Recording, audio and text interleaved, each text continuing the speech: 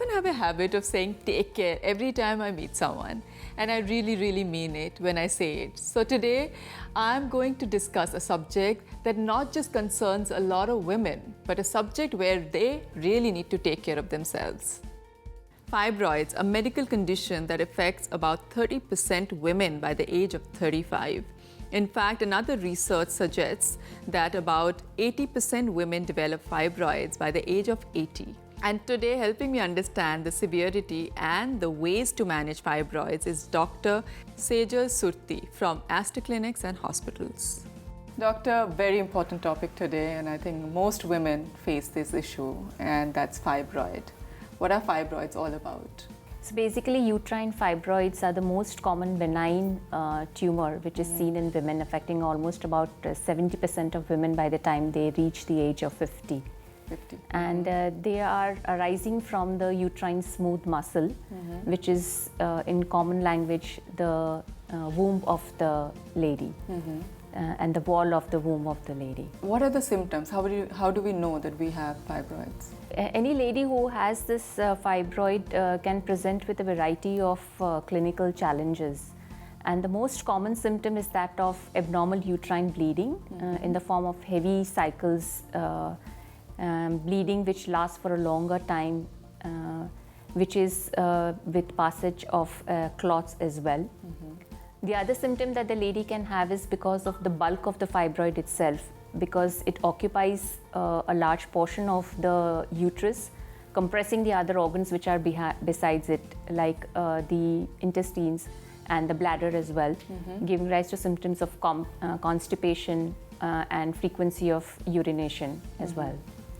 And the other symptom is that of having reproductive dysfunction, in the form of either having difficulty to get pregnant, or if she's already pregnant, to carry on the pregnancy till term. So doctor, how do you decide on managing patients with fibroid? So basically the treatment of the fibroid needs to be individualized according to the patient's symptom, her age, the size and the location of the fibroid, and the need and desire for the lady to have future pregnancies and conserve her uterus or no. So all these factors will decide what modality of treatment we are going to give to the lady who is suffering with fibroid symptoms. So what are the different kinds of treatments, doctor? The various treatment options for a lady who is having fibroids are medical treatment, surgical treatment, and conservative minimal invasive therapies. There's also a mode of expectantly waiting and watching for women who are not symptomatic to see whether they are growing in size by doing an annual checkup for these ladies. Right. There are chances that the lady will have the smaller ones which will grow up later on. Yeah. What about women who are pregnant and have fibroids? It depends on what exactly the size of the fibroid is when she gets pregnant. So any lady who is pregnant with fibroid, there are a few things which we will be taking care of extra. In the sense, she may have a chance of the fibroid being big in size and disturbing the uterus wall, causing some contractions prematurely, giving rise to her chance of having premature labor. Then as she advances in pregnancy, if the fibroid is in a location where the placenta is, there are chances of having dysfunction, bleeding from that area as well. When she goes into labor, because of the position of the fibroid, there are chances of having dysfunctional labor as well. So any lady who is pregnant with fibroid, there are a few things which we would be looking more carefully into.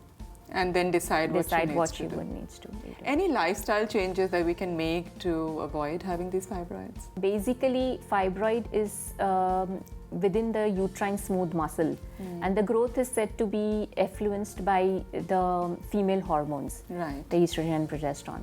So our lifestyle and our diet, which helps to regularize the female hormones, would definitely reduce our chances of getting it. Correct. And even if they are there, to reduce the chances of them growing larger in size. And faster.